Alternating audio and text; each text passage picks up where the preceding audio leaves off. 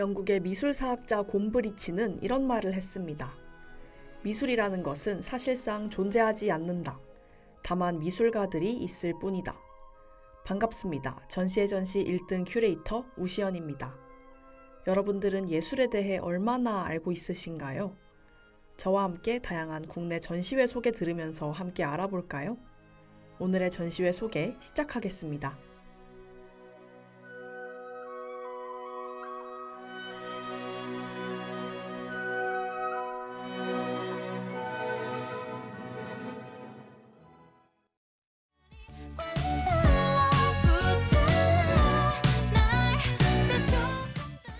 오늘 저희 전시의 전시를 찾아와 주신 여러분들 감사합니다.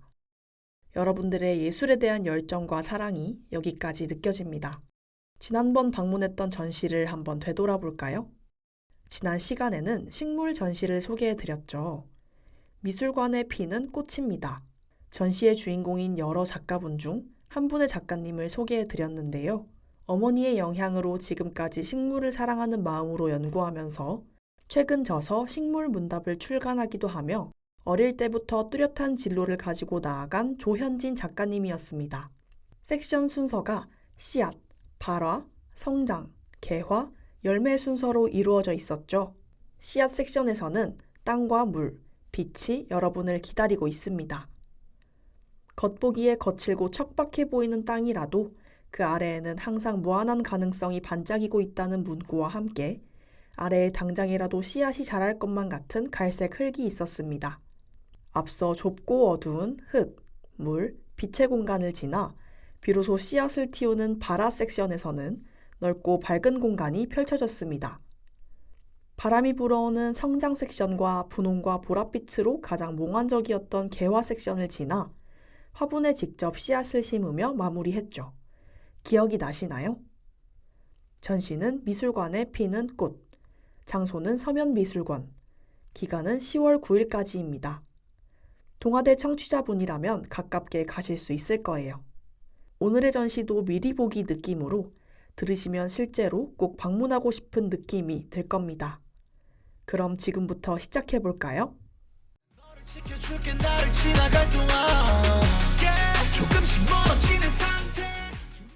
먼저 오늘 전시의 주인공인 작가님부터 만나보겠습니다. 비로소 나는 내 인생의 필수 요소 2가지를 결합하기로 했다. 바로 고양이와 예술, 즉 명화의 의묘화 작업의 시작이었다. 대규모 프로젝트 캣 아트는 그렇게 탄생했다. 오늘 만나볼 작가님은 야마모토 슈입니다. 작가님은 어렸을 적부터 그림과 일러스트에 관심이 많아 일본에서 미대를 졸업한 이후 미국으로 넘어가 일러스트레이터로 활동했습니다. 그리고 아이들이 자라 독립하면서 경제적으로, 시간적으로 여유를 가질 수 있게 되었을 때 자신이 너무나도 좋아하고 사랑하는 고양이와 미술이라는 2가지 요소를 결합하여 세계의 모든 명화를 고양이화한다는 대규모 프로젝트 캣 아트를 시작하게 되었다고 합니다. 명화의 고양이화 작업은 원작자에게 보내는 오마주뿐만 아니라 고양이의 매력을 빌려 오래된 명화를 현대에 다시 소개하고자 했습니다. 또한 잊혀가는 거장들의 회화 기법을 습득하고 보존하고 계승하려는 노력에 힘쓰고 있다고 하네요. 야마모토 슈는 여전히 많이 남아있는 명화들을 고양이화 작업하는데 남은 모든 일생을 보내고 싶다고 했습니다. 고양이와 미술에 대한 사랑이 여기까지 느껴지네요. 그러면 노래 듣고 와서 본격적으로 오늘의 전시에 대해 함께 알아봅시다. 소리를 질렀어. 오늘 살펴볼 전시는 고양이를 좋아하는 사람이라면 무조건 보셔야 하는 전시입니다. 바로 전시 캣 아트인데요. 일본계 캐나다인 야마모토 슈는 2007년부터 16년 동안 누구나 한 번쯤 봤을 법한 명화 속 주인공을 고양이로 대체하는 작업을 하고 있습니다. 그의 작품 세계에는 또 한 가지의 설정이 있는데 고양이들의 문화와 세계가 존재한다는 것입니다. 고대 미술부터 르네상스, 인상주의를 거쳐 20세기 근현대 미술에 이르기까지 인간 미술사를 망라하는 대표 작품들을 닮은 고양이들의 작품. 상상이 가시나요? 야마모토 슈의 고양이 세계에서 고양이들은 매우 독특한 세계와 문화를 구축하여 살아가고 있으며 인간들의 문화에도 상당한 영향을 주고 있습니다. 오늘 설명할 전시의 작품들은 우리 눈에 익숙하실 텐데요. 뻔뻔한 인간들이 고양이 화가들의 작품을 따라 그렸기 때문이라고 야마모토 슈는 말하고 있습니다. 고양이들은 지금도 인간이 한눈 파는 사이에 인간을 연구하고 다양한 문화 활동을 즐기며 그들이 잠든 틈을 이용해 논문을 작성하고 창작 활동을 하고 있다고 합니다. 고양이들이 그러고 있을 상상만 해도 귀여운 것 같네요. 전시는 7월 6일부터 10월 29일까지 소피텔 엠버서더 서울호텔 3층 뮤지엄 209에서 진행 중입니다. 운영 시간은 오전 10시에서 오후 7시까지이고 입장 마감은 오후 6시입니다. 매주 월요일은 휴관입니다. 티켓은 네이버 예매 외에 현장 발권도 가능합니다. 성인 15,000원, 청소년과 어린이는 12,000원이며 만 65세 이상, 국가유공자, 독립유공자, 상위군경, 장애인, 그리고 기초생활수급자는 특별 할인이 있다고 하니 잘 찾아보고 가면 좋겠죠? 그러면 이제 본격적으로 전시 관람해 볼까요? 노래 듣고 와서 귀로 듣는 큐레이팅 시간 진행해 보겠습니다.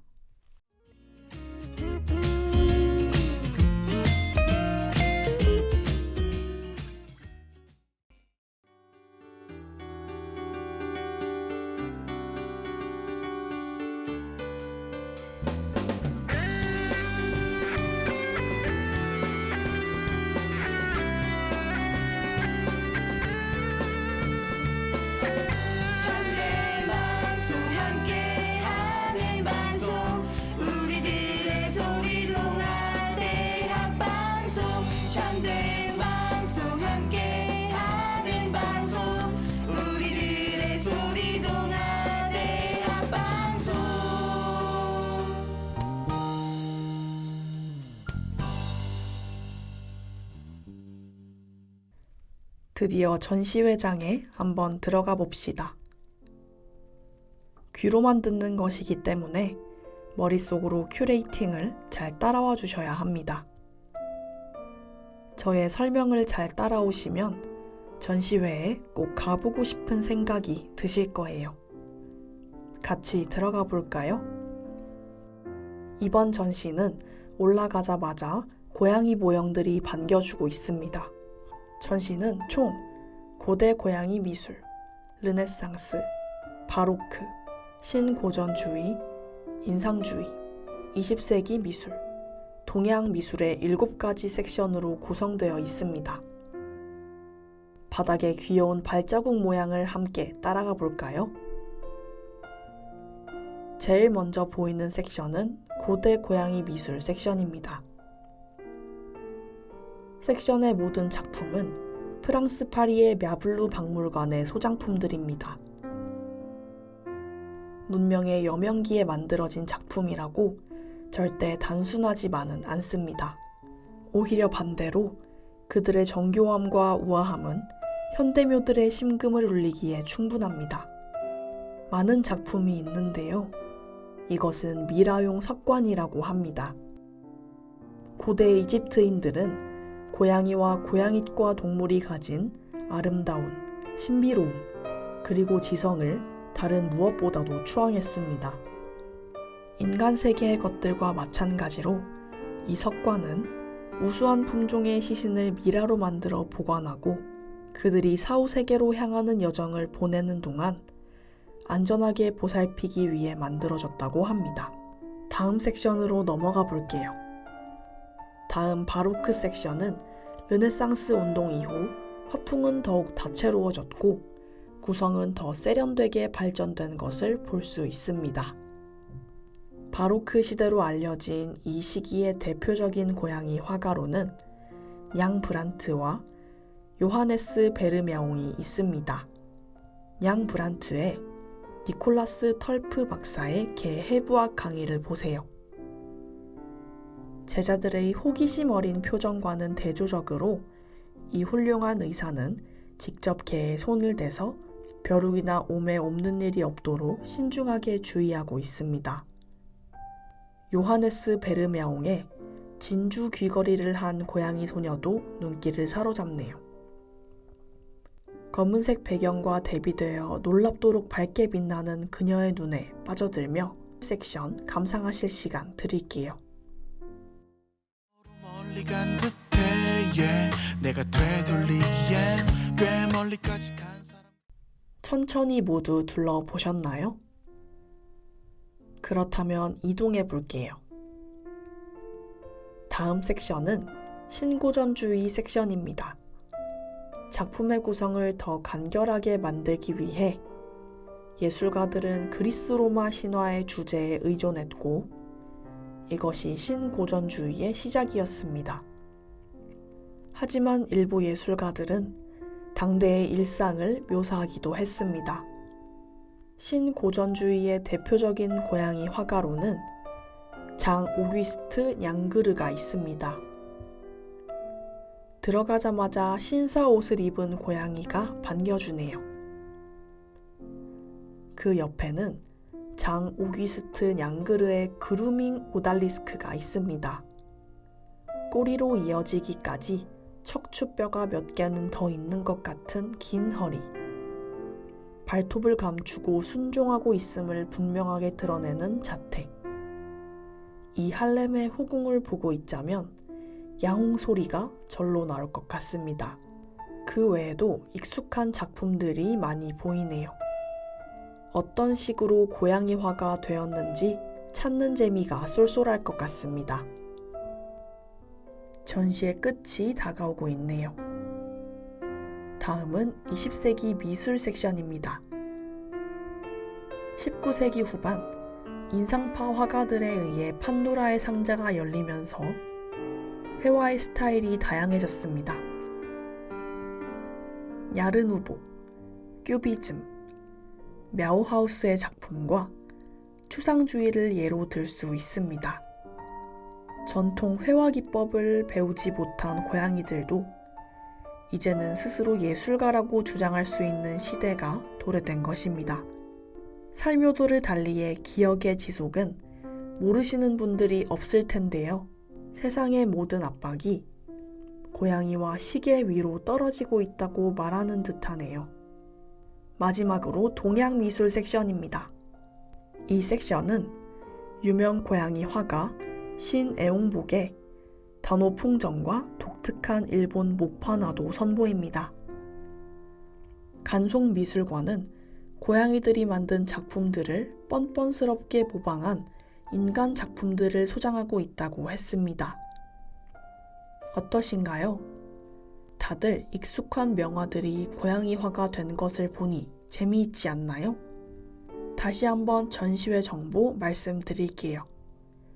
캣아트 고양이 미술사. 장소는 소피텔 엠버서더 서울호텔 3층. 기간은 10월 29일까지입니다.